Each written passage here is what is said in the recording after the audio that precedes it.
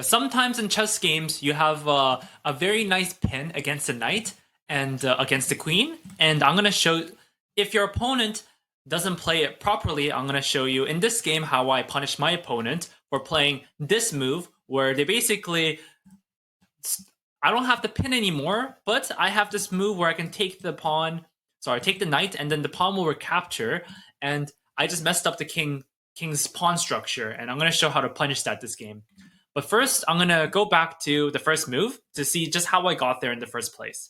So we have e4, we have c5. I always play the Sicilian here, and I play d6 into position, and now we have bishop c4. Bishop c4 is just developing here, and in the future, in a couple moves, I want to play d5, but first, I'm going to develop my knight here. We have a3, and now we have knight f6 here. Knight f6 is just intending to push d5 here, and now we have d3, protecting this pawn. And now we have d5, like I planned, and it's attacking the bishop and the pawn and the bishop here, and so white takes, and then they give me a check. And I choose to defend with the dark square bishop. You could defend with the light square bishop if you want, but I defended with the dark square bishop because I want to eventually vincetto my bishop on b7 here. So we have bishop d7 here, and then white plans to pin me now, and I just castle. If they take me like they did in the game, then I just have a great center, and I think this is completely fine. They white develops to f3, and now I have rook e8 here, and now white castles, and now I play bishop g4, pinning the knight against the queen here. And this is kind of already a kind of a winning position for white, sorry, for black, because I'm putting a lot of pressure on the position, and I'm gonna have great diagonals and great bishops, and the rook is gonna attack the queen, and so there might be some tactics if white's not careful. So we have queen d1. They're still in the pin, and I thought this was okay. And now I play bishop d6. The idea of bishop d6 is that I want to open up this rook to the e file here, and later in the future, maybe I'll have something against the h2 pawn. So now white plays h3, trying to attack, or just trying to chase my bishop away. But of course, I'm not going to retreat my bishop, because I think this pin is very powerful. And if they play the move g4, then I'm more than happy with that concession. And now we have bishop g5. Now black basically says like, oh, like I like the pin, and it's very annoying, and they want to annoy me as well.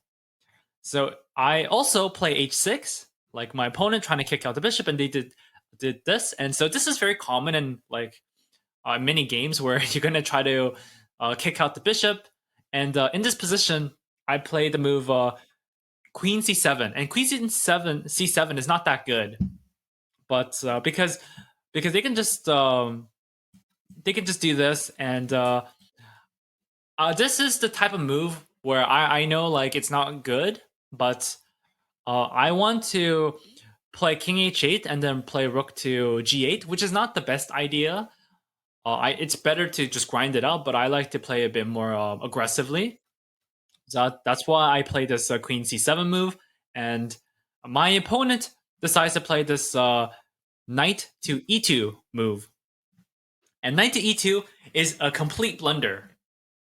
And the reason why it's a complete blunder, as you can see by the arrow, by the engine, it says that I can just take the knight here, and basically white has to recapture, and then now I have this knight h5 move. And the idea of knight h5, so what are the other moves? Like you might be thinking like, why not like g5 in this position? Then after the bishop retreats, I didn't see anything here.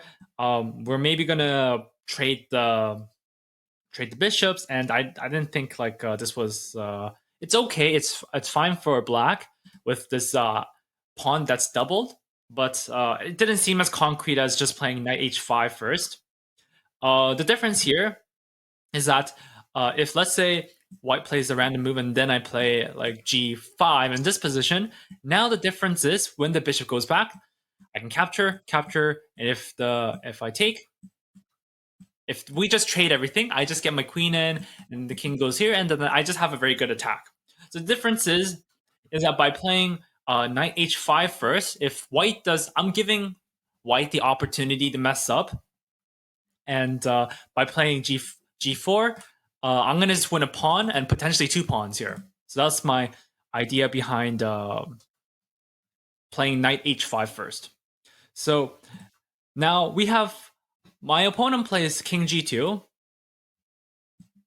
and the idea of king g2 was that they want to retreat the bishop. So, for example, now if I play g5 in this position, then after everything gets traded, I can't actually take the pawn. But you can see that white is guarding the g3 pawn sufficiently now. So that was the idea.